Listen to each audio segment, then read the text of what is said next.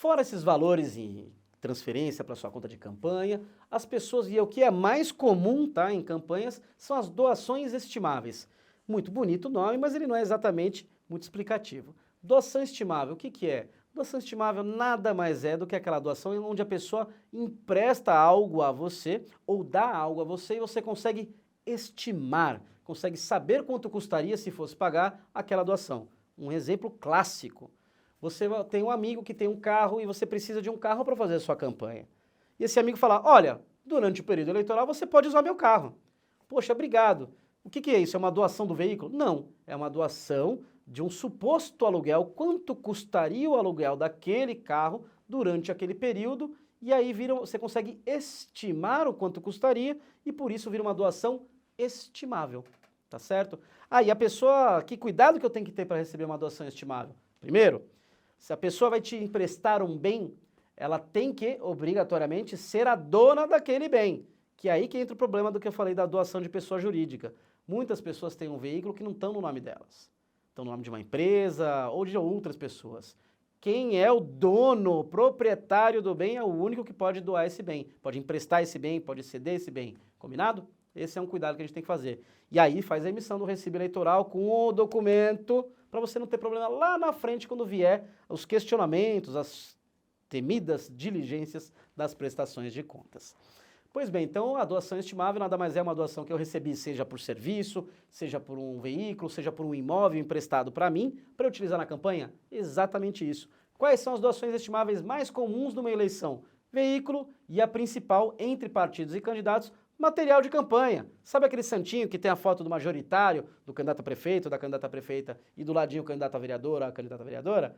Esse é o material, essa é a doação estimável mais comum em todas as contas de campanha, tá certo? Bom, então já falado isso. Ah, mas doutor Ricardo, e sempre tem isso, né? Teve um advogado aqui, teve um amigo meu que leu na lei que pode fazer depósito em dinheiro sim na minha conta eleitoral. Verdade, pode sim. Até quanto pode esse valor? Mas ele tem esse limite de valor. Até quanto? Até R$ 1.064,10, no máximo. Passou desse valor, acima desse valor, tão somente via a TEF, né, a TED, o Pix, a transferência eletrônica em geral, tá certo? Da conta, que tenha lá a identificação do CPF doador para a sua própria campanha, tá bom? Eu falei para vocês que a gente tem o fundo partidário, eu falei para vocês que a gente tem doações de outras pessoas físicas ou do próprio candidato, e eu falei para vocês também do FEFEC, nosso querido FEFEC, que é o Fundo Especial de Financiamento de Campanha, que é o famoso fundão eleitoral.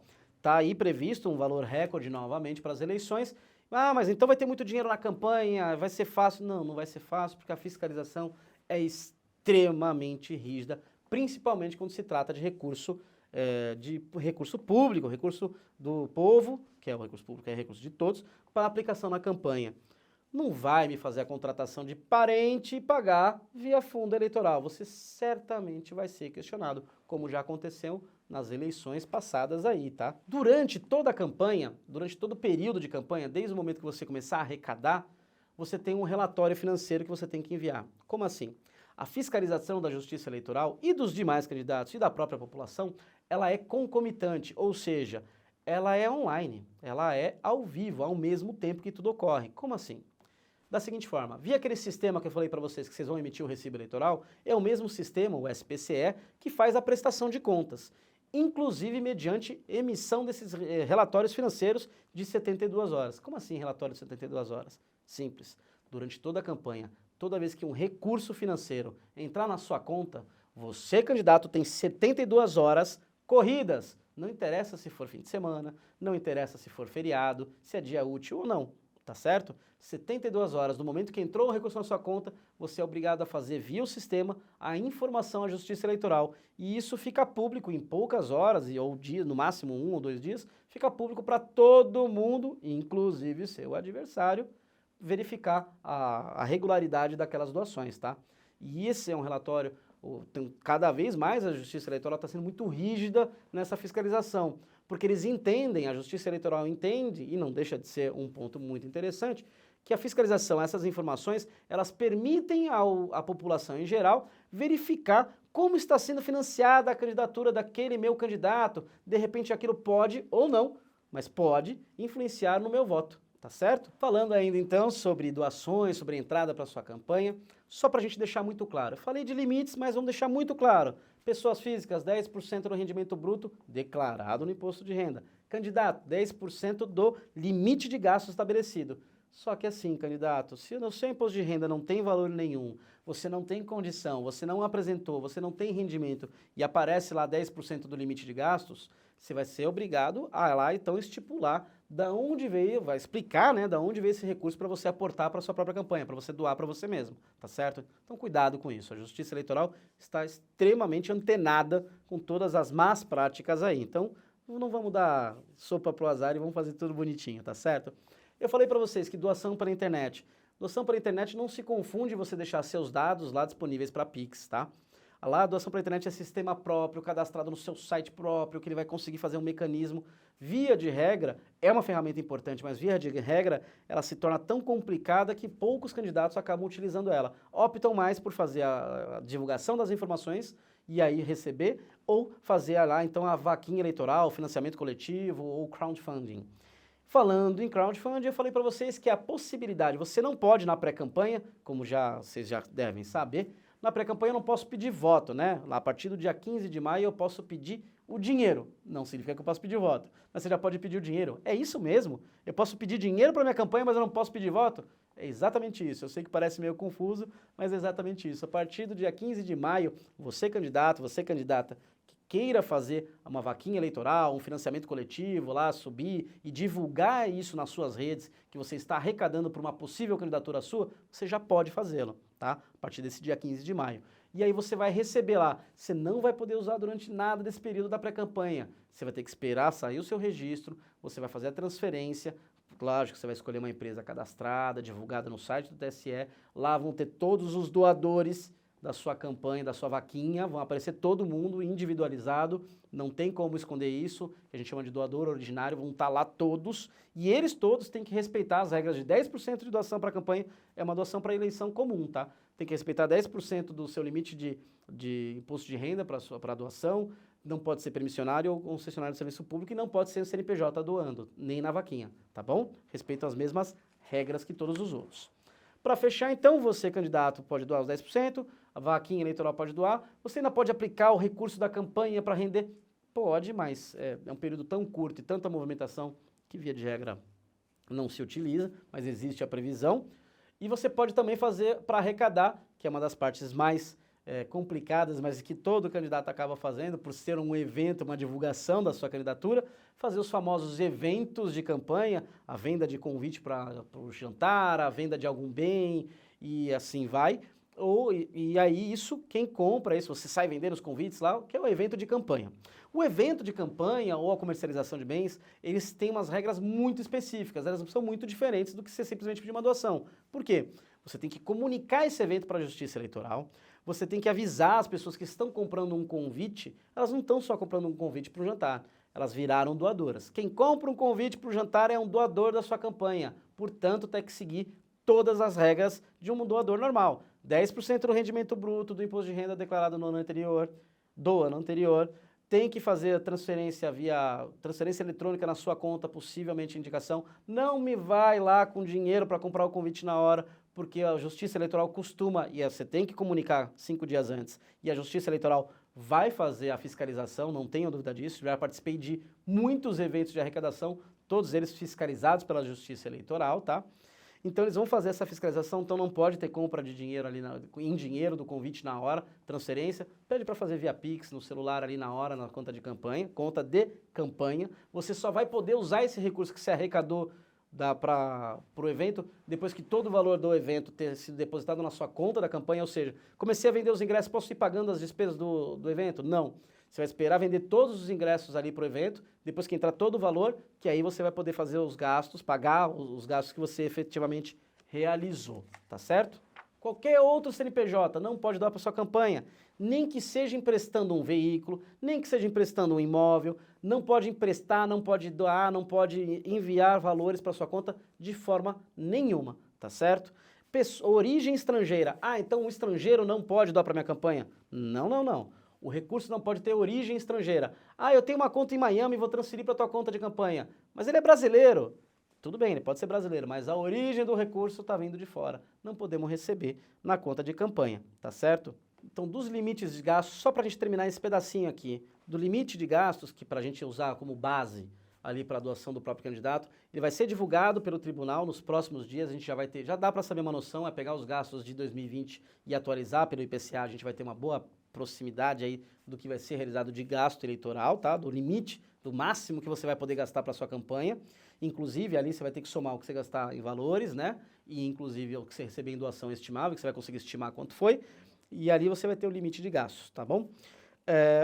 O que você tem que atentar para o limite de gastos? Você não pode estourar, você não pode gastar a mais do que é permitido, sob pena de você pagar multa de 100% do que você estourar, do valor que você extrapolar esse limite, que você passar desse limite. E ainda, se o valor for muito expressivo que você passar desse limite de gasto, você pode responder por abuso do poder econômico. O que é isso? Você pode gerar uma ação que vai cassar o seu mandato ou o seu registro de candidatura aí. Vamos entrar agora numa parte interessantíssima e importantíssima para a sua campanha, que são, né, os gastos eleitorais. Gasto eleitoral é tudo aquilo que você vai gastar, você vai contratar, que você vai pagar pela campanha. E você tem o marco inicial. A partir de quando que eu posso realizar os gastos eleitorais? Da mesma forma, quando você pode realizar a arrecadação, tirando o financiamento coletivo, ali a vaquinha eleitoral. Você pode, depois de registro de candidatura, de CNPJ eleitoral, abertura da conta eleitoral e a condição de emitir recibo, você pode começar a realizar os gastos eleitorais, tá? Você pode realizar contratar os gastos eleitorais, alguns mínimos para preparação da campanha. Terminadas as convenções, antes mesmo de ter o CNPJ, você pode realizar algumas contratações. Mas sempre que possível, espere ter todos esses requisitos, tá bom? O mais importante para você sobre essa parte do gasto, como eu disse para você que tem um limite mínimo para começar a realizar os gastos, é bom você entender como é que é feito. Ah, não, mas eu vou contratar agora, mas eu vou pagar só lá na frente, vou lançar, vou falar para a Justiça Eleitoral que esse gasto foi feito só lá na frente. Para a Justiça Eleitoral, os gastos eleitorais, a data do gasto eleitoral é quando você contrata, não quando você paga, tá certo?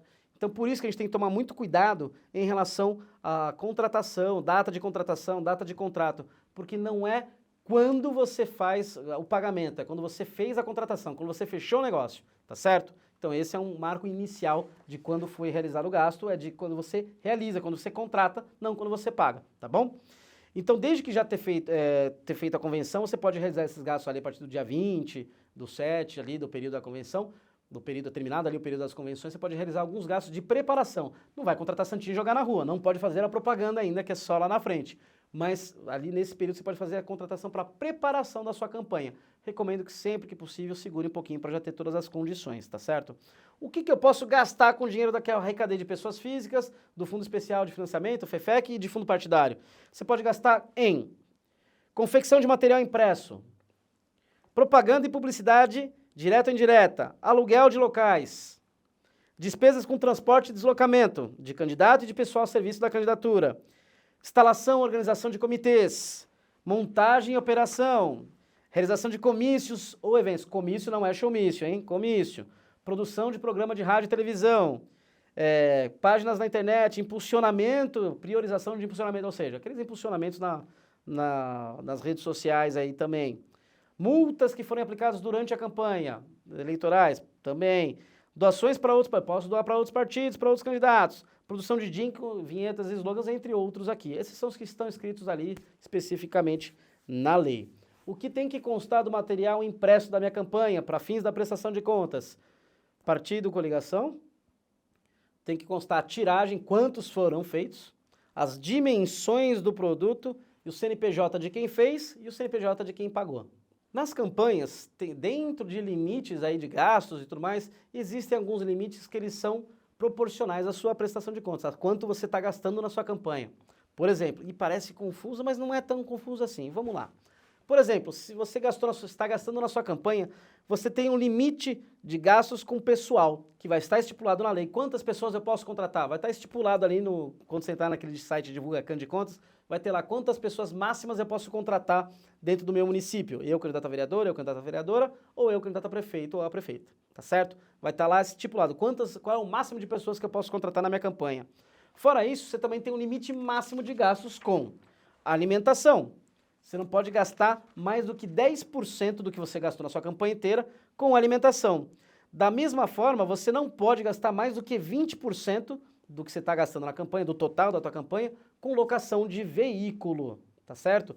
Isso é feito para você trazer uma igualdade, para não ter compra de voto, para não ter contratação em massa, para ali registrar uma contratação de pessoal que seria, então, você contratar todo mundo na cidade, ainda que de forma legal. Então, 20% do que você está gastando na campanha, no máximo com carros, 10% no máximo com alimentação, e você tem um número máximo de pessoas contratadas para a prestação de contas ali, que você não pode estourar, que vai estar disponível lá o número máximo dentro do site do TSE.